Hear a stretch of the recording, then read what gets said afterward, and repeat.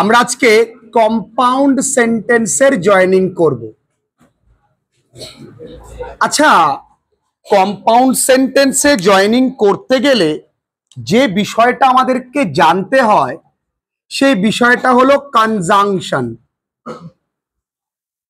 যারাই ক্লাসেস করছো অনলাইন, অত্যন্ত সযত্নে নোটসটা তৈরি করবে। আচ্ছা, এই কনজাংশন ক প্রকার? 4 প্রকার।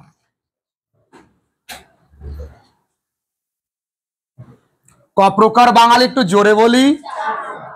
প্রথমেরটার নাম কিমিউলেটিভ, একটু জোরে বলি। আহা। এরপরের নাম অ্যাডভার্সেটিভ, সোমেন ঠিকই বলেছিস। এরপরের নাম অল্টারনেটিভ, বাহ ভেরি গুড। এরপরের নাম ইলেটিভ। আচ্ছা, এই কনজাংশনস প্রত্যেকটার বাংলা মানে আছে।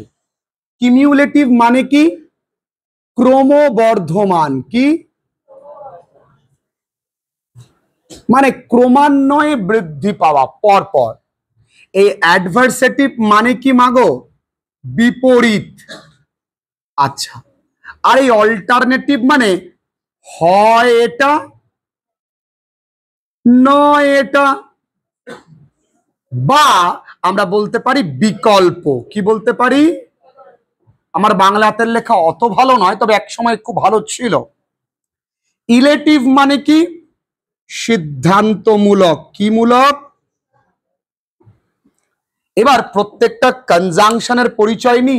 সাধারণত আমরা আগে কনজাংশন জানতাম ফর, এন্ড, নর, but, or, yet, so.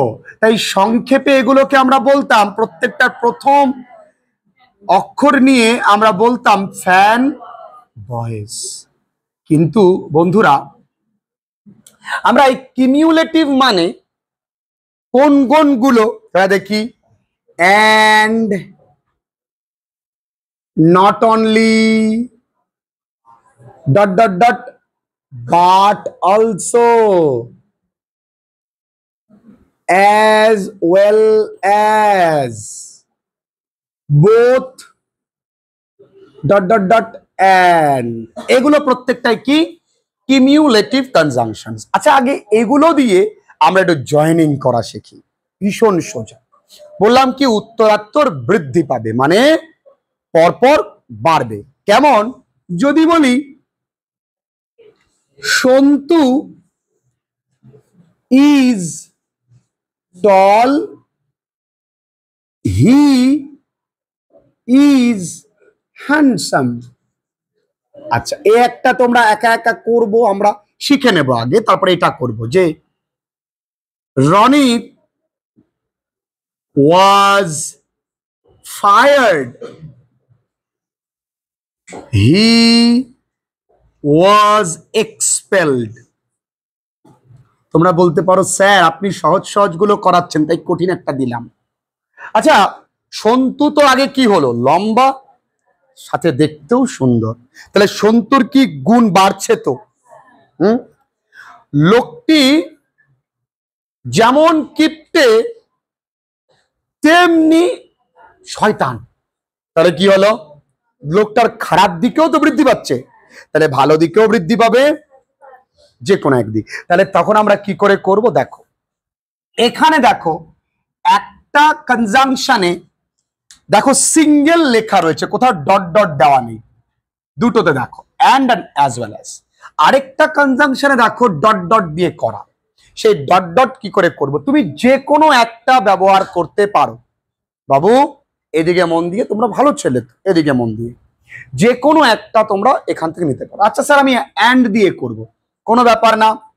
Santu আর হি একই ব্যক্তি, তাহলে আমি এখানে কি লিখবো? সন্তু ইজ, তাহলে দুটো ইজ থেকে একটা ইজ নেব। টল অ্যান্ড কে, জোরে বলি। আচ্ছা, এটা গেল এক প্রকার। এবার ধরো আমি অ্যান্ডের জায়গায় অ্যাজ ওয়েল অ্যাজও লিখতে পারি, পারি কিনা লিখতে? এবার ধরো তোমায় বললো যে আচ্ছা আপনি নট অনলি বাট অলসো দিয়েই করুন, তখন কি করব? আচ্ছা এই সন্তু যে আর হিও তো সে, তাহলে দুটো সন্তু থেকে একটা সন্তু, দুটো ইজ থেকে একটা ইজ। আমরা ছোটবেলায় অঙ্ক কষেছিলাম A B C plus A B D, common নেব এ আর বি, পড়ে থাকবে সি প্লাস ডি, তাই না? আমরা করেছিলাম, মনে আছে?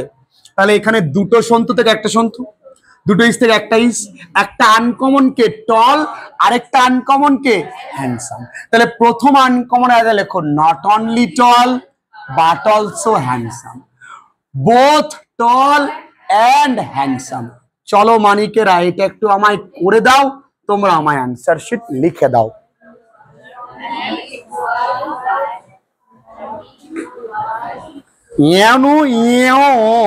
বলো উত্তর বলো, এই কে কে বলতে পারবে? কেন পারবি মা? ভেরি গুড, বল মা। এক্সপেলড, ভেরি গুড, অর্জুন হাততালি দাও। তাহলে Ronit was not only fired but also expelled, Ronit was both fired and expelled, Ronit was fired as well as expelled. যা দেবে পানিওয়ালা ডান্স। ক্লিয়ার? তাহলে এটা গেল কি কিমিউলেটিভ কনজাংশনস। নাও আমরা বুঝবো, we gonna understand adversative conjunctions. Adverse মানে কি শোনা? মানে বিপরীত। লোকটা বড় লোক কিন্তু অসৎ, তাহলে মাঝখানে কি আসছে? কিন্তু। আচ্ছা তাহলে এখানে কি হবে? বাট, ইয়েট, স্টিল, এই তিনটের যে কোনো একটা তুমি লিখতে পারো। আমি একটু এক্সাম্পল দিই। ধরো রিতম ইজ ফ্যাট, রিতম কি? মোটা। হি কুড রান ফাস্ট, সে কিন্তু দৌড়তে পারে জোরে। ও বাবা, তাহলে রিতম মোটা, তাহলে আমাদের সাধারণ বুদ্ধিতে কি বলে? দৌড়তে পারে না। কিন্তু যখন দৌড়তে পারে তাহলে বিপরীত হয়ে গেল, তাহলে আমার কিছুই কাজ নেই। রিতম ইজ ফ্যাট বাট, শুধু মাঝে তুমি লিখবে কি মাগো? বাট। ও স্যার আমি ইয়েট লিখতে পারি? হ্যাঁ। ও স্যার আমি স্টিল লিখবো? লেখো। Ritam is fat still he could run fast, Ritam is fat yet he could run fast, কোনো সমস্যা নাই। ও স্যার নতুন জানলাম, থ্যাংক ইউ, ইউর ওয়েলকাম। তাহলে অ্যাডভার্সেটিভ গেল, কোনো সমস্যা। নাও কামস টু অল্টারনেটিভ। খুব ভালো, আমরা সন্তুর বিয়েতে যাব। সন্তুর বিয়েতে গিয়ে এক হয় ভেজ খাবো নয় নন ভেজ খাবো, তাহলে আমি বলতে পারি I will have veg in Santu's চলো birthday. I will have non-veg in সন্তু's birthday. পড়ানো আমার জীবন, ভগবান শুধু আমি চাই আমায় একটু সুস্থ রাখুক, আমি ছেলে মেয়েদেরকে ইংরেজি ভালোবাসতে শেখাবো। তাই ঈশ্বরের কাছে প্রার্থনা করি যেন আমি সুস্থ থাকি, আমার শরীর খুব একটা ভালো যাচ্ছে না। যাই হোক, অল্টারনেটিভ, তাহলে অল্টারনেটিভ মানে কি? Either or dot dot neither not. আচ্ছা যখন যে কোনো একটা, শোনা কি, তখন কি হবে? Either or. আর দুটি না, তখন কি হবে? Neither not. আচ্ছা আমি তো মনে মনে ভাবছি সন্তুর বিয়ে থেকে নয় ভেজ খাবো নয় নন ভেজ খাবো, কিন্তু সন্তু কি করে শুনবে? Santu did not invite me, his father did not invite me. ওর বাবা একবার একটু ফোন করে বললেন না মিটো নেই তো। আমি মনে মনে, তাহলে এটা কি? হয় যে কোনো একটা খাবো, আর এখানে কি বলেন, কেউ বলেন। তাহলে কি করে করব? দেখো অঙ্কের মতন, এখানে দুটো আই থেকে কি, দুটো উইল থেকে কি, দুটো হ্যাভ থেকে কি, আনকমন কে ভেজ নন। তাহলে যেভাবে বাক্যটা এগোচ্ছে, ধরো আনকমনটা প্রথমে আছে, তাহলে প্রথমেই কিন্তু তোমাকে ইদার অর লিখে নিতে হবে। তাহলে ইদার ভেজ, আর ইদার লিখলে তো এর সঙ্গে সঙ্গে আরেকটা চলে আসে কে, অর। এই মনে রাখবে, এই যে ইদার অর, নিদার নর, both and, not only but also, এগুলোকে কিন্তু অনেক ক্ষেত্রে আমরা বলে থাকি তোমার কো রিলেটিভ কনজাংশন। কি বলে থাকি? Correlative conjunction. কোনগুলোকে? ইদার অর, নিদার নর, ঠিক আছে, যেগুলো পরপর আসছে। তাই এর ইদারের রিলেটিভ কে, অর। তাহলে অর কে এন ভি নন ভেজ, তাহলে দুটো ইন থেকে একটা ইন, দুটো সন্তু থেকে একটা সন্তু, দুটো বার্থডে থেকে একটা বার্থডে। কঠিন? ক্লিয়ার? এবার আসো মা জননীরা, বলে যে Santu did not invite me, his father did not invite me. তাহলে এইটুকুনি পুরো তো কমন। তাহলে আনকমন কে? সন্তু আর সন্তুর বাবা দুজনে মিলে এরকম করতে পারলো আমার সাথে, তাহলে দুজনেই করেনি, তাহলে কি হবে? নিদার, নিদার সন্তু নর, একটু দাঁড়াও, হিজ ফাদার। তাহলে দুটো ডিড থেকে, দুটো নট থেকে, দুটো ইনভাইট থেকে, দুটো মি থেকে, কিন্তু এটা ভুল।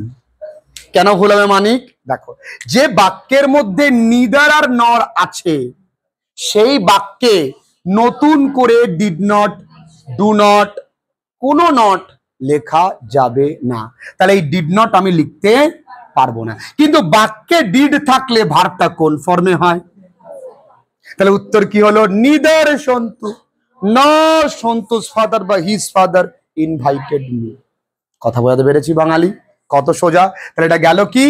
Alternative conjunction. বুঝতে পেরেছি? শোনা লাউডলি। না বাঙালি জেগে ওঠো। ইলেটিভ, ইলেটিভ মানে কি মাগো? সিদ্ধান্ত। কি কি হয়? সো, দেয়ারফর, আর কি হয়? So, therefore, for. এই তিনটে মনে রাখলেই হবে। আমি এক্সাম্পল দিয়ে বোঝাই, দেখো। আচ্ছা ধরো, ইট ইজ রেইনিং, বৃষ্টি হচ্ছে। I will not attend the class. একটু বুদ্ধি দিয়ে করো তো, বৃষ্টি হচ্ছে, আচ্ছা আমি কি সিদ্ধান্ত নিলাম? ক্লাস অ্যাটেন্ড করব না। আচ্ছা যদি বৃষ্টি হচ্ছে আমি ক্লাস অ্যাটেন্ড করব, তখন কি হবে? অ্যাডভার্সিটিভ হবে না? তখন মাঝখানে it is raining but I will attend the class. আর যখন করব না, তখন কি সিদ্ধান্ত? তাহলে মাঝে কি লিখবো?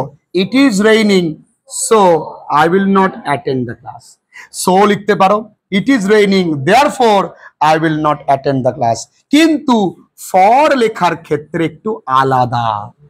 ফর লেখার ক্ষেত্রে তুমি কি সিদ্ধান্ত নিয়েছো সেটা আগে আসবে।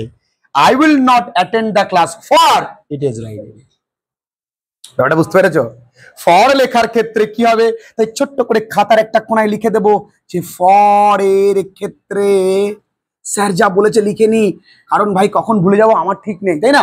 ফরের ক্ষেত্রে কারণ আগে, সরি সিদ্ধান্ত আগে, সিদ্ধান্ত আগে, ব্যাস এবার লিখে নিতে হয়। আমরা তাই করতাম। তাহলে টোটাল কম্পাউন্ড সেন্টেন্সের জয়নিং ক্লিয়ার, কোনো সমস্যা নেই। আরে ছেলে মেয়েরা এখনো ক্লাসে জয়েন করে এনজয় করছে। ক্লাস ইংরাজি ভালোবাসার জায়গা। চলো